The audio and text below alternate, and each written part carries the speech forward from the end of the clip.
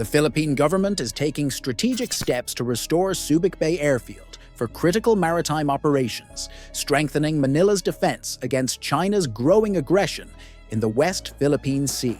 As part of this initiative, a new forward operating base will be set up at Subic Bay International Airport, designed to support both reconnaissance and attack aircraft, according to the Philippine Air Force's bidding documents and development plans. This new Air Force base will house a variety of operations, including maritime patrols, fighter jets, missile storage, and a massive hangar ready to support upcoming surveillance aircraft. The goal is clear: to enhance aerial surveillance and bolster power projection capabilities in the South China Sea. Though the plans for revitalizing the former American Naval Air Station at Subic Bay were first announced almost a decade ago, it wasn't until this year that companies were invited to bid on the project. This move comes amid rising tensions fueled by China's construction of artificial islands in the South China Sea. The Armed Forces of the Philippines, AFP, are focused on rehabilitating the air and naval facilities at Subic Bay Freeport, located just 50 miles northwest of Manila, along the strategic waters of the South China Sea. Once a key logistics hub for the U.S. 7th Fleet until 1992, Subic Bay is now set to become a rapid response deployment center for the AFP, positioning fighter jets and frigates to address any emerging threats in these disputed waters. As China continues its maritime expansion, the Philippines is making sure its defenses are more than ready. Subic Bay, once home to the U.S. Naval Air Station at Cuby Point, became Subic Bay International Airport after the U.S. military withdrew from the Philippines in the 1990s.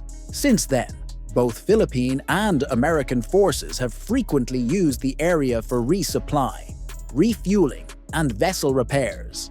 The port facilities also play a crucial role in supporting the delivery of U.S. military equipment during joint exercises with the Philippines.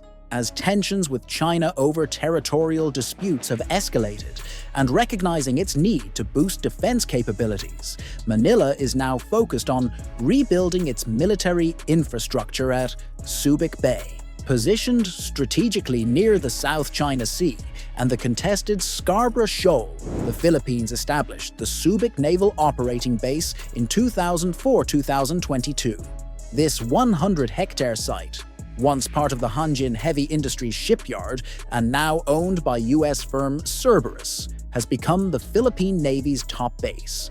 Since its establishment, this base is the only one in the country capable of supporting the U.S. military's largest vessels.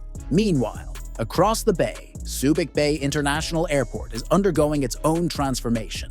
Philippine Air Force documents point to the airfield's proximity to Scarborough Shoal and the South China Sea as the key reason for creating a new, forward operating base there.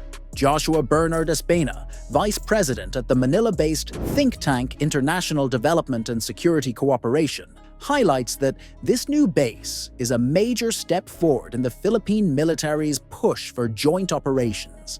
It aligns with the country's comprehensive defense strategy to address the challenges of protecting a vast archipelago. The new facilities at Subic Bay will be central to quick and coordinated responses, making it the ideal spot for the forward operating base. The Armed Forces of the Philippines, AFP, has identified Subic Bay International Airport as a key location for joint air, sea, and land operations under its strategic basing plan. This plan focuses on pinpointing strategic sites across the Philippines to help project military forces beyond the country's territorial waters and into its exclusive economic zone. According to the Philippine Air Force's bidding documents, the existing runway at Subic could be used by surface attack aircraft to support both land and maritime missions. While initial bids valued around $2.5 million are focused on housing and security upgrades, the broader vision includes plans for fighter jet basing, missile storage, and a large hangar to accommodate future surveillance aircraft. The documents also highlight long-term goals to build a dedicated drone and maritime patrol base at Subic. The Department of National Defense's 2020 to 2025 Planning Guide directs the Philippine Air Force to further develop basing and hangars for reconnaissance aircraft at the airport. The Philippine government's push to turn Subic Bay into a military hub dates back to October 2012, just months after China took control of Scarborough Shoal. At the time of the announcement, officials from both the Philippines and the US confirmed that Subic Bay, which once served as the US 7th Fleet home port, would now be a Philippine military facility hosting US forces on a semi-permanent rotational basis.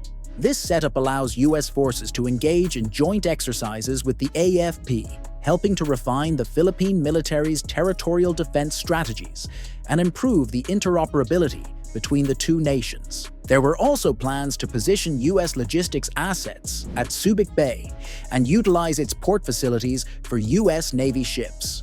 On April 28, 2014, the Philippines and the United States signed the Enhanced Defense Cooperation Agreement, EDCA, which set the framework for strengthening both countries' defense capabilities through closer cooperation. The rotational deployment of American forces in Philippine bases is a key aspect of their partnership, enabled by the Enhanced Defense Cooperation Agreement, EDCA. This agreement gives American forces access to Philippine facilities, while ensuring that the Philippine base commander retains full access.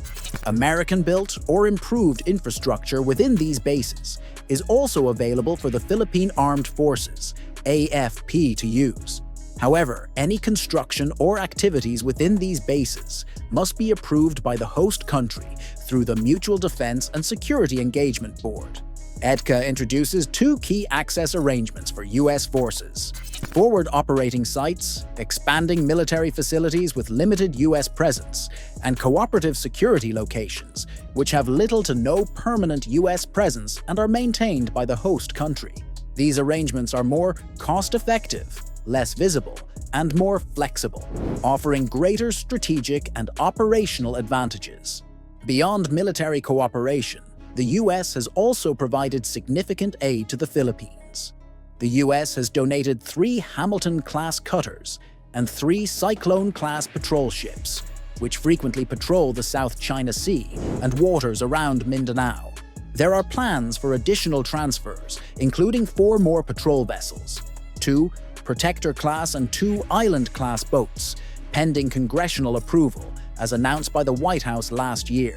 In another move to strengthen its military partnership with the Philippines, the US has transferred a second-hand C-130 transport plane to boost the Philippine Air Force's heavy lift capabilities.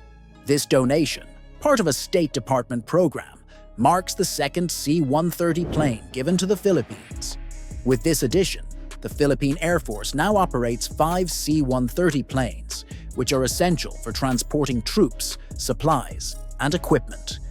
In a major boost to its fleet, the Philippines also secured 3 new C-130S from Lockheed Martin in October of last year for a price of 22.2 billion pesos.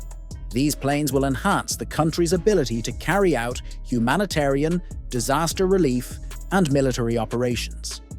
The delivery of 3 C-130 aircraft to the Philippines will happen in batches, the first in July 2026, the second in October 2026, and the third in January 2027. These aircraft are part of the US support to strengthen the Philippines' defense capabilities, especially with tensions rising in the West Philippine Sea. As part of the proposed $8.1 billion US aid package, an amendment introduced by California Representative Darrell Issa encourages the US State Department to allocate $500 million in foreign military financing to the Philippines. This funding will help speed up the country's military modernization and enhance its law enforcement capabilities, critical steps to safeguard its sovereignty and contribute to regional peace. While several Indo-Pacific countries receive US military aid, the Philippines is the top recipient.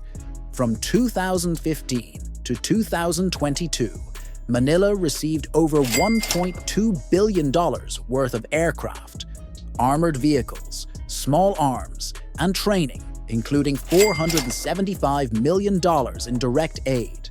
As part of military modernization, the Philippines has expanded its inventory of surveillance aircraft, thanks to U.S. assistance. These American-donated surveillance planes, alongside Israeli drones, are essential for monitoring the South China Sea. The Philippine military has used Hermes 900 drones to capture much of the footage of its encounters with China near the Second Thomas Shoal. Additionally, the U.S. Army and Marine Corps have provided drone surveillance support, with the Marines deploying the Maiden Reaper drones to the Philippines on a rotational basis to assist in joint intelligence gathering efforts. So, how does the Philippines' Mutual Defense Treaty with the United States impact Southeast Asia? The Philippines, the first ASEAN country directly impacted by China's military expansion in the South China Sea, faces a unique challenge. With limited economic and military power compared to China, it relies on international support to ensure peace and stability in the Indo-Pacific region. An irreplaceable U.S. ally for over 70 years, the Philippines has been at the forefront of safeguarding a free and open regional order in Southeast Asia and the larger Indo-Pacific region. The Mutual Defense Treaty between the United States and the Philippines, signed in 1951, remains a cornerstone of their security cooperation. Even after 73 years, this alliance remains strong and relevant in the ever-changing security landscape surrounding the Philippines. The U.S.-Philippines Mutual Defense Treaty has evolved over the years, paving the way for the 1998 Visiting Forces Agreement, VFA, and the 2014 Enhanced Defense Cooperation Agreement, ADCA. The VFA provides the legal framework that protects U.S. military personnel and Department of Defense civilians in the Philippines while on official duty.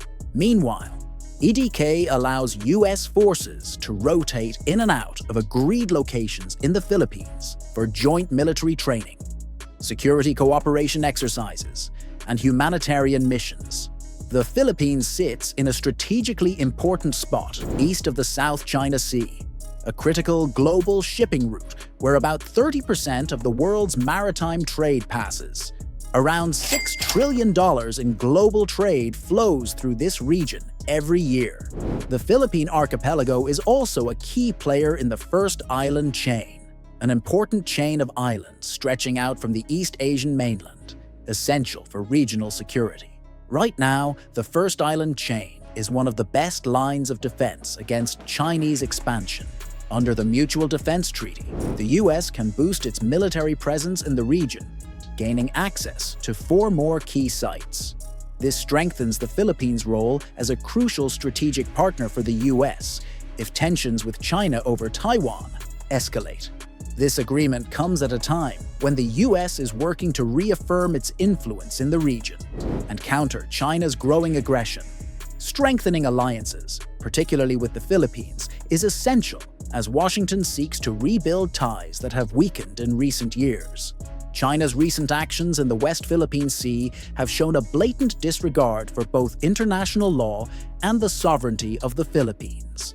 In a shocking display of aggression, Chinese Coast Guard vessels have used water cannons and dangerous maneuvers to block Philippine ships on a routine humanitarian mission to help local fishermen. The Philippine Coast Guard and Bureau of Fisheries and Aquatic Resources were simply delivering food and fuel to their fellow citizens. But China, in its typical overbearing fashion, had the audacity to claim the Philippines was illegally trespassing in Chinese waters. These are waters that belong to the Philippines, as confirmed by international tribunals. China's actions are not only a violation of international law, but also a shameful attempt to intimidate and bully the Philippines. By resorting to these coercive tactics, China is revealing its true nature, a regional bully, eager to expand its power at the expense of others' rights. Thanks for watching. Don't forget to like and subscribe for more updates.